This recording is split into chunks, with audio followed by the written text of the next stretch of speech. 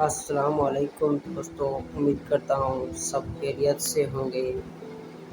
اگر میرے چینل پر نئے ہیں تو چینل کو سبسکرائب کرنا اور بیل آئیکن پریس کرنا تاکہ ہر آنے والی ویڈیو آپ تک پہنچ سکے۔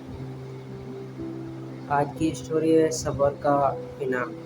آغا صاحب کرایہ لینے آئے تو ان کا کرایہ دار موجود نہیں تھا، بلکہ ایک خطرناک شکل والا انسان باہر آیا اور اس نے آغا صاحب کو بتایا کہ وہ اس مکان کا نیا مالک ہے۔ آغا صاحب یہ سن کر چکرا گئے۔ انہیں لگا کہ شاید یہ جھوٹ ہے، مگر اس شخص نے جس طرح ان کے منہ پر دروازہ بند کیا، وہ سمجھ گئے کہ ان کے ساتھ ہاتھ ہو گیا ہے۔ اس کے بعد ان کی زندگی مشکل سے مشکل تر ہوتی گئی۔ انہوں نے ہر ممکن کوشش کر لی، ہر دروازہ کھٹکھٹایا، مگر کچھ نہیں بن سکا۔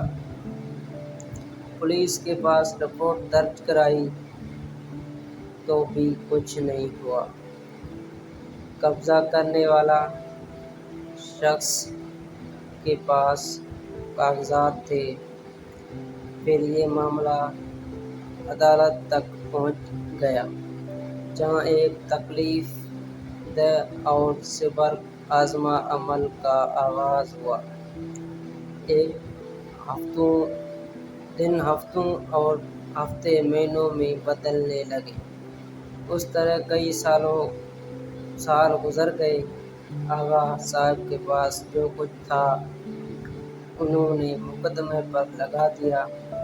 پھر زیور اور گھر کی قیمتی اشیاء بیچیں، آخر میں قرض لیا، مگر نتیجہ کچھ نہیں نکلا۔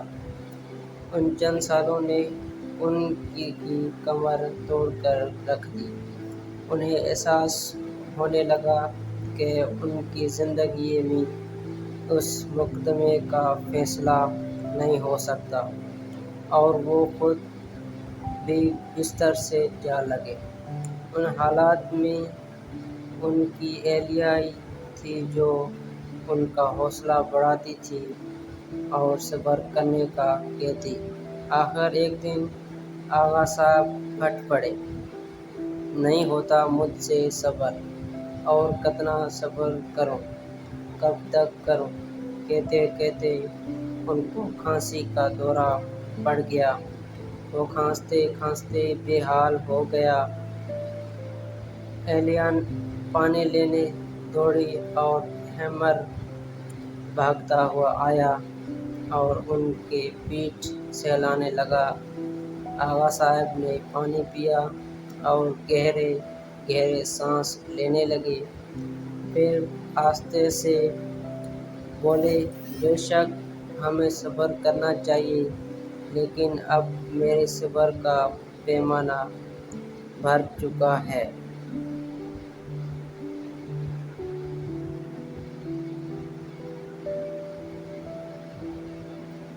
ہم نے بلا وجہ مقدمہ بازی کی، اپنے جمع پونجی بھی لٹا دی، اور بال بال قرضے میں جکڑا جا چکا ہے۔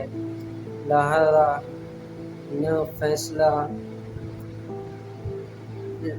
میں فیصلہ کیا ہے کہ اب ہم مقدمے کا پیچھا نہیں کریں گے اور نہ ہی کسی کے خلاف ہائی کورٹ میں اپیل داخل کریں گے۔ آغا صاحب نے آخر کوشش کی۔ چونکہ ان کے پاس مقدمے کی پیروی کے لیے اخراجات نہیں تھے، لہٰذا انہوں نے جج صاحب کو صاف بتا دیا۔ انہوں نے ایک سرکاری وکیل کی خدمات ان کے حوالے کر دیں، جو سست روی سے مقدمے کی کارروائی کو آگے بڑھاتا رہا، مگر مخالف وکیل ہیلے بازی کے ذریعے مقدمے کو توڑ دیتا رہا۔ آخر ایک دن وہ آیا جب عدالت پہنچنے کے لیے بھی ان کے پاس پیسے نہیں تھے۔ آغا صاحب عدالت نہ جا سکے۔ شام کو وکیل کا فون آیا۔ عدالت نے ان کے تمام ثبوتوں کو مسترد کر دیا ہے۔ بے بسی کا احساس آغا صاحب کی آنکھیں بھر آئیں۔ ان کے ڈبوں پہ گلہ آنے والا تھا کہ ان کی شکر گزار اہلیہ آ گئی۔ انہوں نے گہری سانس لی اور آسمان کی طرف دیکھ کر بولے، یا اللہ، جو تیری مرضی۔ یا اللہ، جو تیری مرضی، ہر حال میں تیرا شکر ہے۔ شکر ادا کرنے سے ان کی طبیعت ہلکی ہو گئی۔ یوں لگا جیسے ان پر سے کافی بوجھ اتر گیا ہو۔